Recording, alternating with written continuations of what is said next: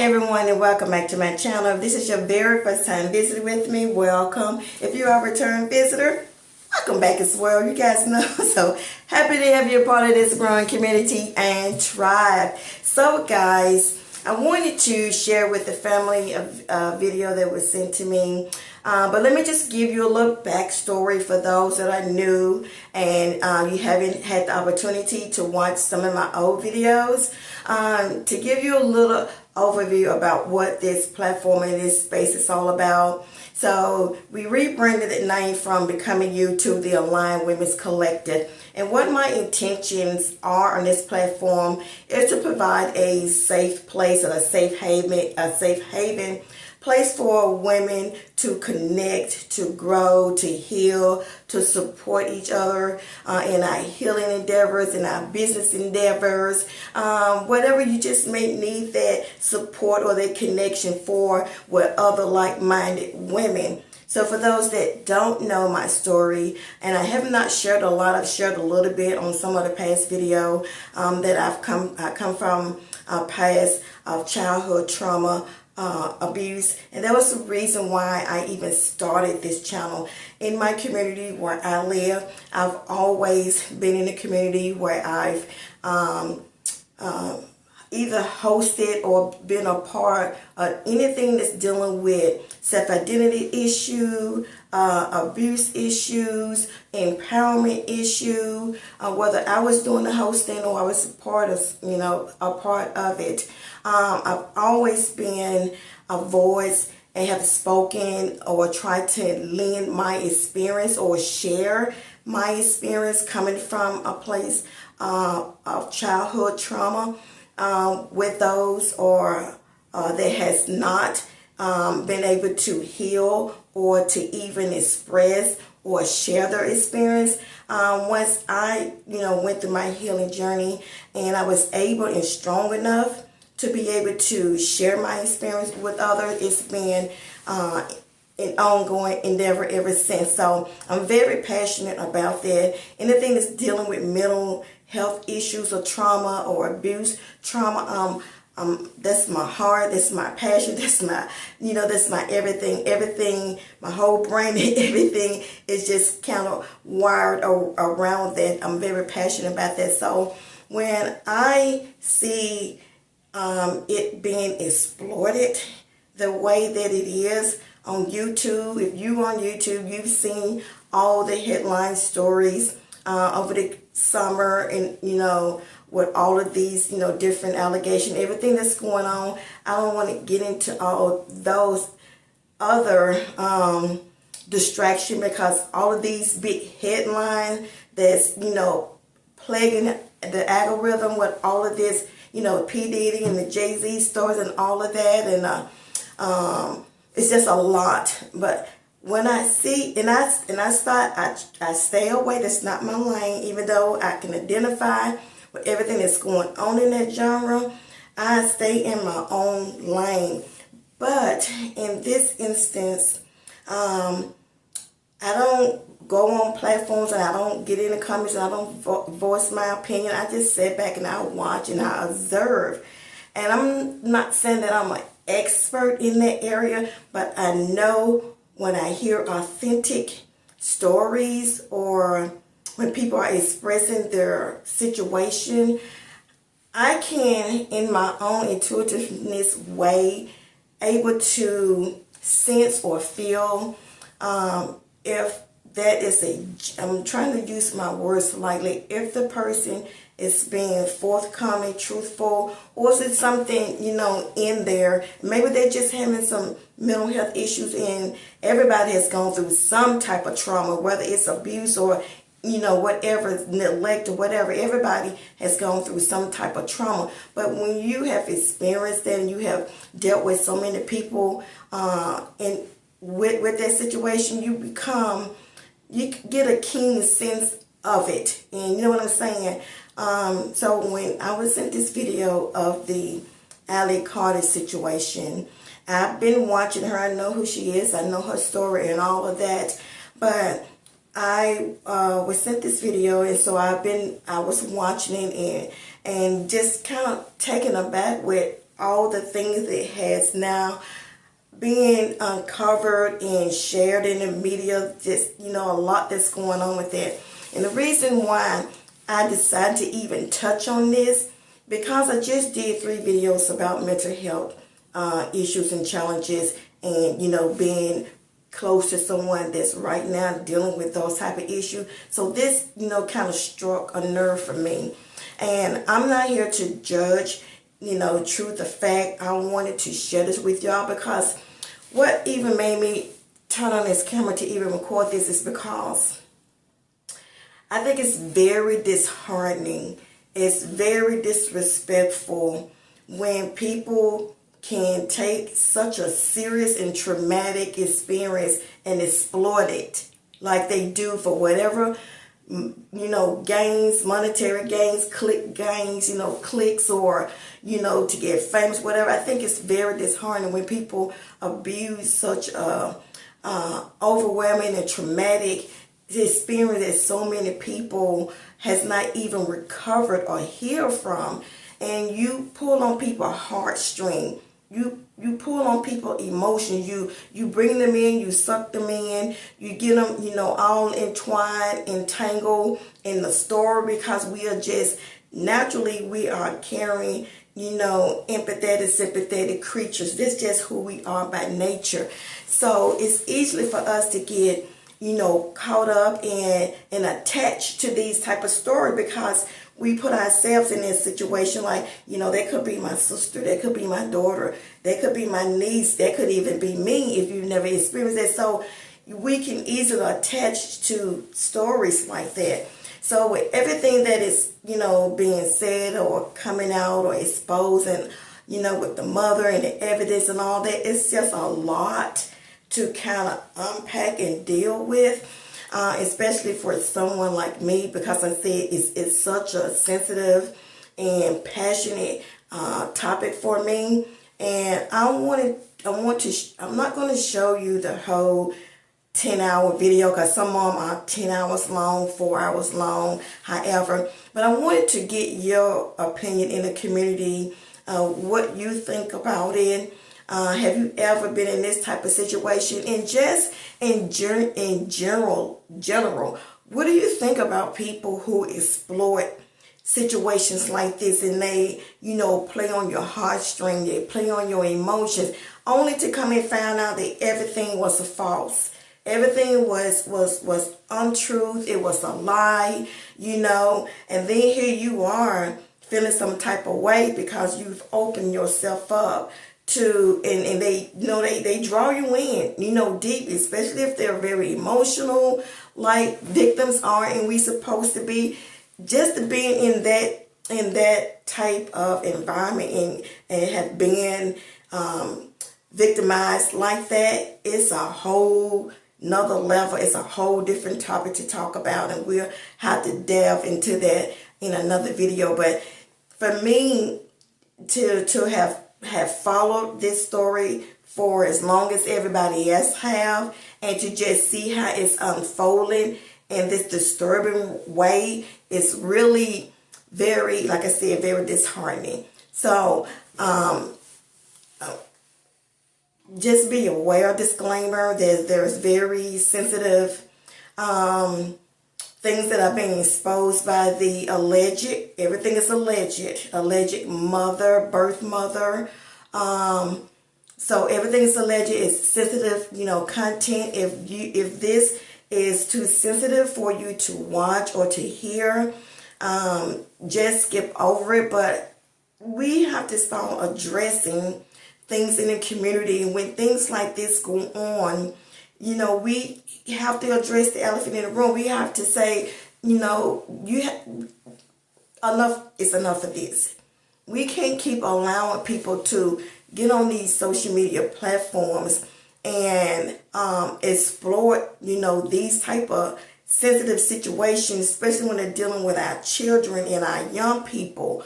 And you think it's just okay to do that, and not even thinking how it's going to affect the people that are watching you, that has gotten invested in you and your situation. So we got to address it. Everybody has their own opinion, and you're supposed to and you can.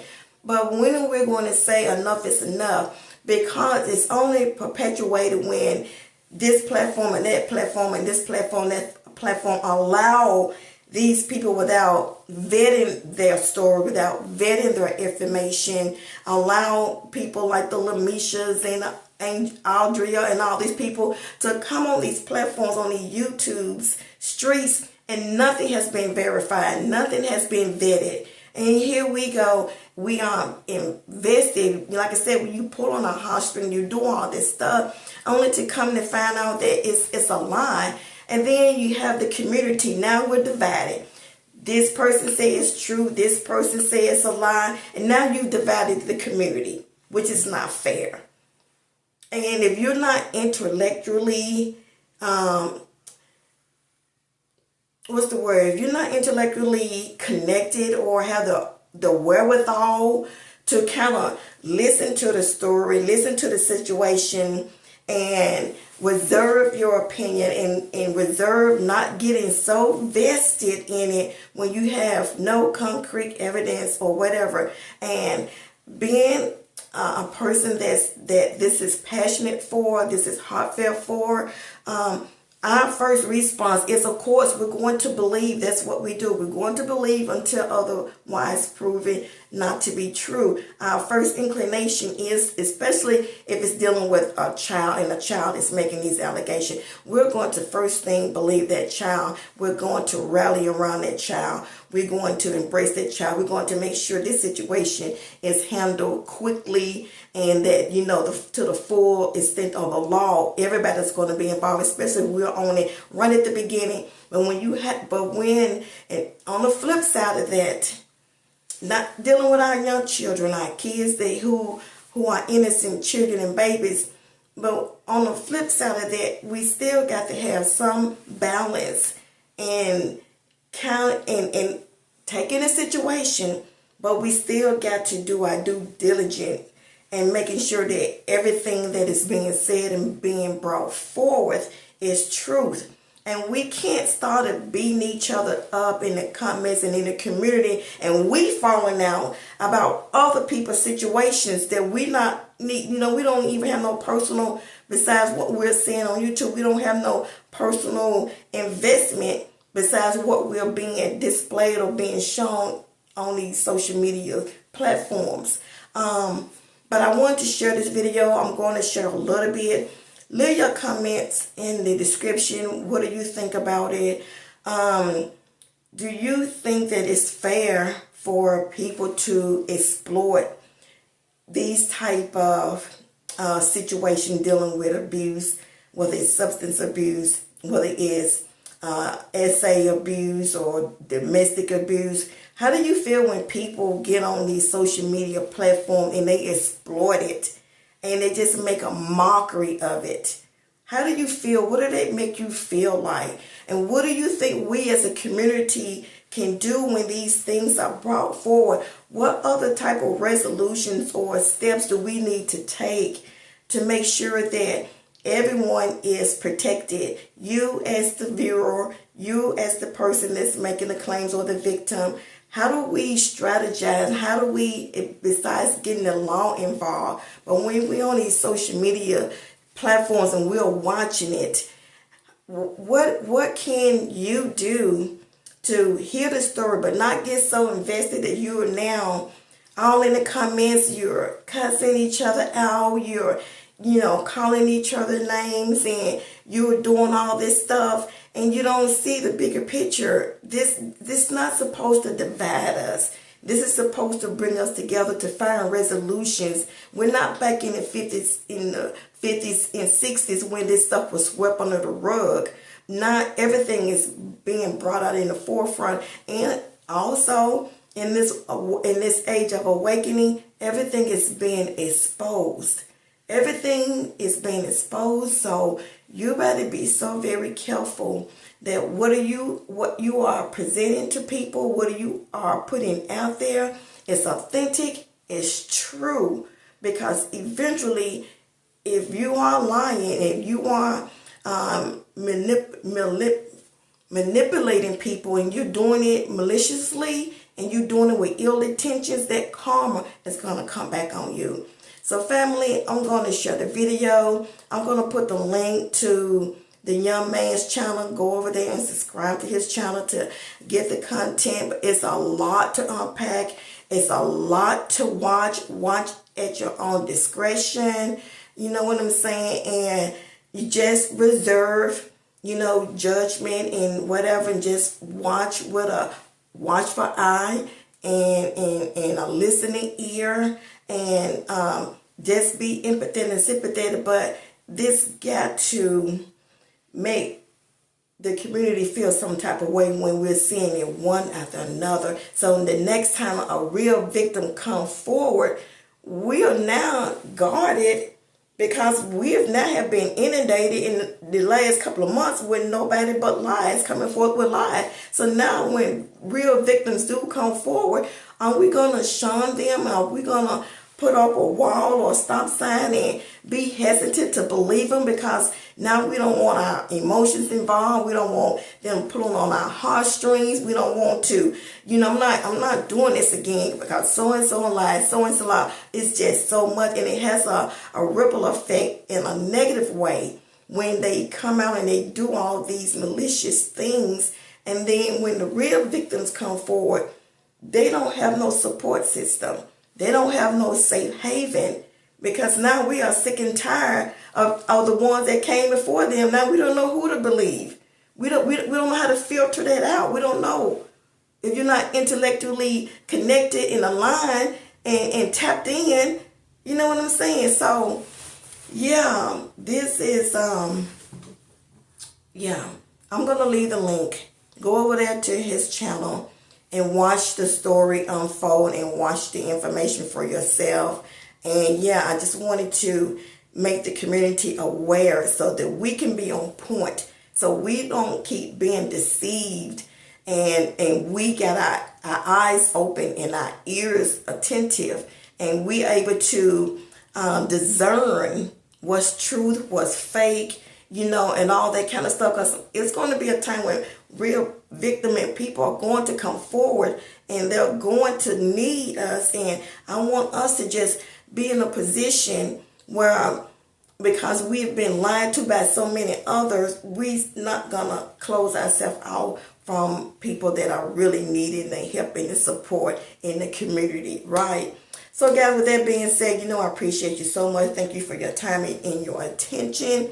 Leave your comments and your concern in the description. And remember to always protect your energy from that's why I say protect your energy, because this stuff does play on your energy. I promise you it does. So remember, family, to always protect your energy with love and light and alignment. This is Goddess of Color, and I will see you guys in the next video. Till next time, peace and love, family. Guys, we got breaking news. Allie Carter's biological mom, Miss Outlaw, shared baby photos and family photos of Allie in her childhood, debunking and disproving her lies of being abused, being trafficked, and going through all of these different parties and experiences with all these different celebrities. It's a lie. Tupac is not her real dad, and Allie has also been pregnant. And where are these babies at, Allie? Where are all these babies that you had when you were pregnant and overweight? See, guys? See all these photos? Follow King World on YouTube. Follow Kulu live streaming on YouTube for more of these receipts. We are breaking it down right now live on YouTube. Yes, I'm the mother of 6 daughters. Tori is one of them. Interesting. So can I ask you, how long has it been since you seen or been around your daughter? Well, Tori was a problem teenager. She wanted to do things her way when she reached a certain age. And I haven't seen Tori since 16. If it's not too personal to ask, can I ask why she wasn't allowed to be back at the house? It's not a matter of her not allowing to be back at my home. Tori caused a lot of issues where she lied, like she's lying right now. on this social media.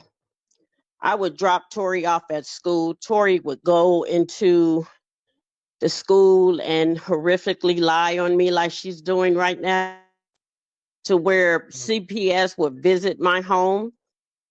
She lied so bad where they came and took 4 of my children away from me for 6 days. Can I And can I ask, like, what was that about? Like, what reason did she have to do that? because I was a strict parent, she wasn't allowed to hang out in the streets, and she wanted to mingle with the wrong type of kids that were in foster homes, which were my neighbors. And there was just things that she was not allowed to do. And she just became out of control. The behavior, I can't even tell you where it came from. It could have possibly came from her going to school with a lot of foster care kids. That's where I believe a lot of this came from. Shelly Carter was visiting the foster home that was next door to me, and I believe that's how Tori connected with her. Yeah, I was just sitting there thinking for a second. So you say that the people next door, that's, literally where Shelly was going to, but somehow she managed then to link with your daughter. Yeah, I believe Shelly Carter. I was told by a lot of the kids that Tori was socializing with from school that Shelly Carter used to hang around the school because she was some type of counselor. She was working some type of position with a place called Safe House in Riverside County. And that's when I first met Shelly. Did anybody else know Allie Carter was pregnant? I didn't either, so something's just not sitting right with me because I haven't heard about this. Y'all haven't heard about this. So where's the baby? She's always screaming, save the children, but where's her child or children? Here also for reference, I'm telling y'all, King World, he's not playing. They're not playing. Something's not right. She's been telling everybody lies this whole time. The baby pictures, like, she said she went to Russia. She couldn't have went to Russia. She couldn't have been in the Getty. She couldn't have been in none of those places. She told lies, made up stories, so she could run away at 16 with Shelly. That's what happened. It's always going to be open. I need you to come home. I need you to get to a doctor's. I need you to get some blood work done. I need your system flushed out. I need you to get some mental health so you can get better. Because you got your 30s now, baby. You can live your 30s happy and healthy. All you got to do is come home. That's all you got to do. I'm here for you. Your dad is here for you. I'm going to be meeting with him this week. We are here for you. Your sisters want you to come home. You have a beautiful nephew. You have a family that loves you. It is time to come home. And I know I could tell that you are tired of the bullshit. Do not take no more drugs that she gives you, Tori. Do not take any more. Don't take any more meds. All you got to do is run and get to a phone and call me, and I promise you I'll be there. I promise you. All I want you to do is get away from this bitch so you can get home. This is Miss Outlaw. I'm Tori Outlaw's mother. Oh, really? I am. Okay. Her father, her brothers, Tupac is not her father. Her father lives right here in Moreno Valley. He's remarried, and the way if I have to take her to court, Yeah. which is what my plan is, I will be taking my daughter, Tori, to court. I will be taking Shelly to court. Shelly has never adopted my daughter. All of these affidavits and Right. paperwork and all that crap is fake. All of it. All of it.